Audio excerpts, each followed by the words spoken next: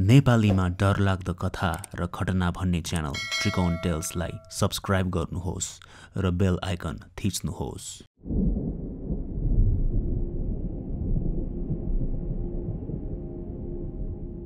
Nurse बोलाउँदा हामीले sister भनेर पनि बोलाउँछौँ, दिदी बहिनी भनेर सम्मान दिन्छौँ।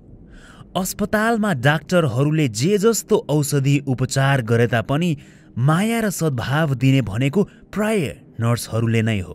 तर सोच्नुहोस् त, यिनी नर्सहरूले कति मृत्युहरू देखेका हुन्छन्। आफूले निको पार्छु भनेर उपचार गरिरहेको बिरामीलाई जति प्रयास गर्दा पनि असफल भई आफ्नै आँखा अगाडि सास चिप्लिँदै गरिरहेको देख्छन्। आजको श्रृङ्खलामा एकजना नर्सले आफूले सुनेको र आफैले भोगेको घटना लेखी पठाउनु भएको छ।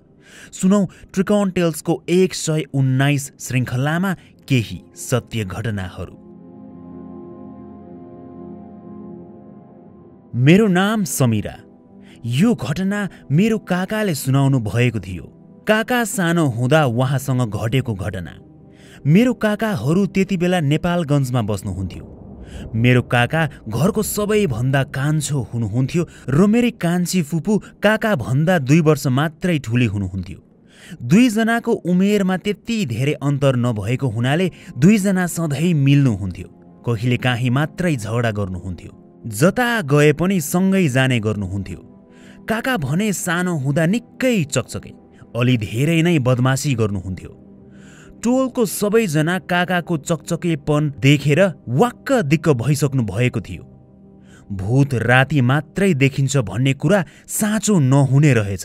काकासँग घटेको घटना जुन मैले अब भन्न गइरहेको छु, यो सुनेपछि मैले त्यस्तै बुझेँ। काका बस्नुहुने घर नजिकै ठुलो काठको कारखाना थियो अनि त्यस कारखाना नजिकै ठुलो खाली ठाउँ थियो। त्यहाँ लगभग 200 मिटर वरिपरिसम्म कुनै घर थिएन। काका र कान्छी फुपू साथीहरूसँग भाँडाकुँडा खेल्न भनी काकाले सबैलाई काठ कारखानामा जाउँ भन्नुभयो। चकचके काका भने जता पनि पुगिहाल्ने। त्यस बेला दिउँसोको 12 साढे 12 जति बज्दै थियो। दिउँसोको खाजा खाने समय भएको हुनाले त्यहाँ काम गर्ने मान्छेहरू खाजा खान गएका थिए। त्यसैले त्यस काठ कारखाना त्यस बखत सुनसान नै थियो। यताउति गर्दै काकाको बच्चा पार्टीहरू एकैछिन भाँडाकुँडा खेलेर फेरि काकाको चकचके बच्चो दिमागलाई लुकामारी खेलौँ लागेछ। अनि काकाले फुपू र अरू सबैलाई लुकामारी खेलौँ भनी मनाउनु भयो। सबैजना मानेपछि लुकामारी खेल्दा खेल्दै गन्ती गर्ने काकाको पालो आयो अनि सबैजना लुक्न गए। काका भने आँखा बन्द गरेर 1 2 3 4 भन्दै गन्ती गर्न थाल्नुभयो। गन्ती गरिसकेपछि काका साथीहरूलाई खोज्न थाल्नुभयो। एकजनालाई पनि भेट्न नपाउँदै काकाले काठ चिर्ने मेसिनको छेउैमा जमिन मुनि सेतो लुगा लगाएको आइमाईलाई देख्नुभयो। आधा शरीर जमिन मुनि अनि आधा बाहिर। काकाले त्यो दृश्य देख्ने बित्तिकै बेसरी कराउनु भयो, भूत भन्दै। बच्चाहरू नै परे। अन्धकारमा लुकिरहेकाहरू पनि भूत भन्ने शब्दले डराउँदै बाहिर आई काका कहाँ दौडिहाले। अनि त सबैजनाले त्यही आधा जिउ भुइँमा गाडिएको जस्तो केटीलाई देखे। सबैजना कराउँदै बाहिर भागे अनि आफ्नो घरतिरै लागे। काका त्यस दिनको भोलिपल्टदेखि त उठ्न पनि सक्नु भएन। निकै फुर्तिलो र चकचके काका जति कोसिस गर्दा पनि उठ्नै सक्नु भएन, बिरामी पर्नुभयो। टोलमा एउटा जान्ने फुक्ने बाजे हुनुहुन्थ्यो। उहाँले भन्नुभयो कि त्यो त किचकण्डी थिए रे। काकाले त्यसलाई सबैभन्दा अगाडि देखेको हुनाले काकालाई समातेको रहेछ। बाजेले फुकेको खरानीको टिका काकालाई लगाइदिनु भएपछि बल्ल काकालाई ठिक भयो। त्यस दिनपछि काकाहरू त्यस काठ कारखानामा कहिल्यै जानु भएन। काका भन्नुहुन्छ अझै पनि त्यो ठाउँ त्यस्तै छ रे। अनि त्यो ठाउँ देख्ने बित्तिकै त्यही घटनाको याद आउँछ। त्यस घटनाको बेला काका एकजनाले मात्रै देख्नु भएको भए कुरा अर्कै हुन्थ्यो। तर उहाँको साथीहरूमध्ये उहाँको 2 वर्षे जेठी फुपू पनि हुनुहुन्थ्यो र उहाँले भन्नुभएको घटना र काकाले भन्नुभएको घटना सधैँ एउटै हुन्छ। अर्को घटना मेरो साथीले सुनाएको। उसको नाम अनिल हो। अनिलको आमा अनिल जन्मने बित्तिकै बित्नु भएको थियो। अनिलले कहिले पनि आफ्नो आमालाई देख्नै पाएन। ऊ यो कुराले गर्दा बेला बेला दुखी भइरहेको हुन्छ। अनिल 2 वर्षको हुँदा उसको बुबा, जसले 2 वर्ष अगाडि आफ्नी श्रीमती गुमाउनु भयो, उहाँले विदेशमा अर्को बिहे गर्नुभयो। अनिलको घर चाहिँ 2 तल्लाको निकै फराकिलो घर छ। माथि तल्ला खाली नै हुन्थ्यो। घरमा पाहुनाहरू आउँदा मात्रै माथिल्लो तल्लाको ढोका खोल्ने गरिन्थ्यो। एक दिनको कुरा हो, अनिलको सानी आमा नेपाल आउनु भएको थियो। त्यसैले उहाँलाई माथिको कोठामा बस्ने प्रबन्ध मिलाइयो। उहाँले आफूलाई राति डर लाग्छ भन्नुभएकोले अनिलको फुपू पनि उहाँसँगै सुत्नुहुने भयो। त्यस रातको कुरा हो। सँगै सुत्नुहुने कान्छी फुपू निदाइसक्नु भएपछि अनिलको कान्छी आमा पल्टिँदै माथि सिलिङतिर हेर्दै हुनुहुन्थ्यो। त्यतिकैमा माथि सिलिङबाट त बिस्तारै एउटा कालो छाया उहाँको मुखैनिर आएर आँखामा आँखा हालेर हेरिरहेको जस्तो भयो। अनि डरले उहाँले ब्ल्याङ्केटले वात्तै मुख छोपेर सुत्न खोज्नुभयो। डराउँदै आँखा चिम्म गरी मुख पुरै छोपी सुत्दा सुत्दै उहाँ निदाउनु भयो। अनि सपनामा उहाँले देख्नुभयो एउटी गोरी आइमाईले भनेर उहाँलाई कराउँदै गरेकी। उहाँ त्यस दिनदेखि कहिल्यै माथि कोठामा सुत्नु भएन। त्यस्तै गरी अनिलकै घरमा अर्को एकजना टोलकै दाइसँग पनि एउटा घटना घटेको थियो। टोलको एउटा दाइ पढाइमा निकै जान्ने मान्छे हुनुहुन्थ्यो। उहाँको परीक्षा आउन लागेको हुनाले घरमा बच्चाहरूको कारण तयारी गर्न अप्ठ्यारो भएकोले उहाँ अनिलको घरमा परीक्षा नसकिउन्जेलसम्म कोठा लिएर बस्ने भन्नुभयो। चिनेको मान्छे भएको भएर अनिलको बाजेले त्यस दाइलाई घरको माथिल्लो तल्लाको एउटा कोठा, जुन पाहुना आएपछि मात्रै खोलिने गरिन्थ्यो, त्यहाँ बस्न दिनुभयो। त्यही परीक्षा चलिरहेको एक रात त्यस दाइ राति पढिरहनु भएको बेला झ्यालबाट कसैले त्यही दाइलाई हेरिरहेको जस्तो एक्कासी उहाँलाई कता कता महसुस भएछ। अनि झ्यालको पर्दा जुन अलिअलि खुल्लै थियो त्यो लगाएर पुनः उहाँ पढ्न थाल्नुभयो।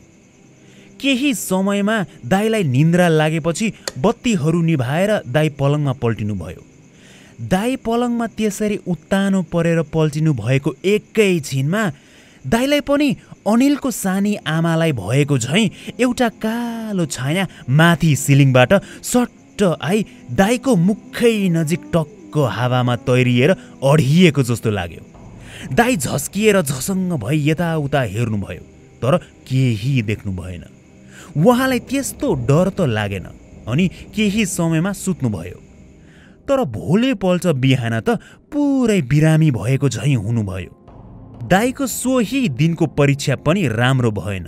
दाइ अनि परीक्षा दिएर आउने बित्तिकै जुन परीक्षा राम्रो होस् भनेर घरबाट यहाँ आएको त्यही परीक्षा पनि बिग्रियो भनेर बडबडाउँदै आफ्नो किताबहरू बोकेर आफ्नै घरमा फर्किनुभयो। अनिलसँगै घटेको अर्को घटना पनि उसले मलाई सुनाएको थियो। अनिल अहिले त विदेशमा बस्छ आफ्नो बुबा र सानी आमासँग। यो घटना चाहिँ 2 वर्ष अगाडि ऊ आफ्नो नेपालको त्यही घरमा आई बस्दा घटेको थियो। ऊ आफ्नो घर जाँदा सधैँ आफ्नो आमालाई सम्झिएर रुने गर्थ्यो। आमालाई निकै भेट्न मन छ हजुरसँग भन्दै एक्लै बसी रुन्थ्यो। एक रात अनिल आफ्नो बाजेसँग एउटै कोठामा सुतेको थियो। अनि विदेशमै हुँदा पनि राति सुत्दा आमालाई सम्झियो कि आफ्नो सपनामा आउनुहोस् न है भनी सुत्थ्यो। त्यस रात बाजेसँगै सुतिरहेको बेला पनि उसले आफ्नो आमालाई सपनामा आउनु न भनेर मनमनै भनिरहेकै थियो। यही मनमनै सोच्दा सोच्दै निदायो। निदाएको एकै छिनपछि एउटा आवाजले उसको निन्द्रा खुल्यो। ऊ निन्द्रामै हुँदा कसैले ढोका बिस्तारै कर आवाज आउने गरी खोलिरहेको जस्तो उसलाई महसुस भयो। अनिललाई डर पनि लागेको थियो, तर हावाले होला भनेर उसले आफ्नो मनलाई सम्झायो अनि ढोका लगाई सुत्यो। भोलिपल्ट उसको दिन सामान्य नै बित्यो। राति जब ऊ फेरि सुत्यो त्यस रात उसलाई एक प्रकारको आनन्दमय अर्कै खालको आफू सुरक्षित छु जस्तो महसुस भएको झैँ त्यसरी निन्द्रा लाग्यो। सोही रात उसले आफ्नी आमालाई सपनामा देख्यो। उसको आमाले तिमी मलाई सम्झिएर धेरै नरौ, म तिम्रो साथमा हरदम हुनेछु भन्नुभयो रे। अनि म सधैँ यो घरको रक्षा गर्छु। मलाई तिमीले धेरै याद गरेको हुनाले म तिमीलाई भेट्न एकचोटि आएँ भन्नुभयो। त्यस सपनापछि अनिल झसङ्ग भई बिउजियो। खुसी पनि भयो अनि आमालाई सम्झिएर दुखी पनि भयो। त्यस दिनबाट कहिल्यै उसको आमा सपनामा आउनु भएन। मलाई यो घटना उसले सुनाउँदै गर्दा निकै भावुक भई सुनाएको थियो। आमाहरू भनेको आमा नै हुन्। आफ्नै सन्तानलाई कहिल्यै हातले नछोएको भए तापनि आफ्नो माया भने अर्को दुनियाँबाटै किन नहोस् गरिरहने नै रहेछन्।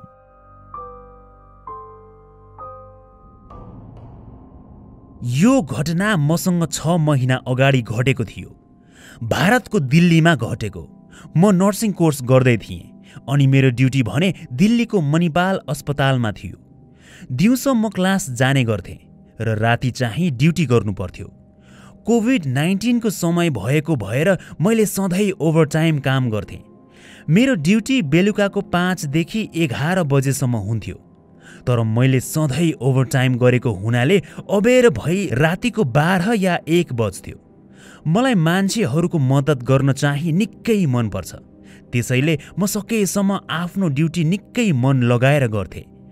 तर कहिलेकाहीँ जति कोसिस गरे पनि धेरै मान्छेहरू आफ्नै अगाडि मरेको देख्दा निकै मन दुख्थ्यो। हाम्रो होस्टेल पनि अस्पतालको नजिकै थियो। मेरो एकजना होस्टेलको कोठामा सँगै बस्ने साथी थिइन्, निशा। केही दिन अगाडि उनी र म हामी राति अबेर यस्तै 1 बजेतिर जागा भई हाम्रो प्रोजेक्ट वर्क गर्दै गरेको बेला साथी निशालाई नमज्जाले तर्साएको थियो। राति 1 बजेतिर हामी दुवैजना प्रोजेक्ट गर्न भनी व्यस्त भइरहेको बेला निशा शौचालय जान्छु भनी गइन्। अनि शौचालय गएको एकैछिनमा हाम्रो कोठाको झ्यालमा कसैले औँलाले बिस्तारै हानिरहेको आवाज मैले सुनेकी थिएँ। तर म भने प्रोजेक्टमा व्यस्त भएकी हुनाले न त टाउको नै उठाई हेरेँ न त निशा बाहेक अरू कसैले गरेको होला भन्ने सोच आयो नै। निशालाई डिस्टर्ब नगर त भनी पुनः प्रोजेक्टमै ध्यान दिन थाले। तर मेरी साथी निशा भने शौचालयभित्र थिइन्। त्यो झ्याल अगाडि कसरी आउँथिन् र? त्यो त तर्साएको रहेछ। साथी निशा भने त्यही झ्यालमा कसैले हानेकै समयमा भित्र उनी शौचालयमै हुँदा शौचालयको ढोकामा कसैले हानेको आवाज सुने।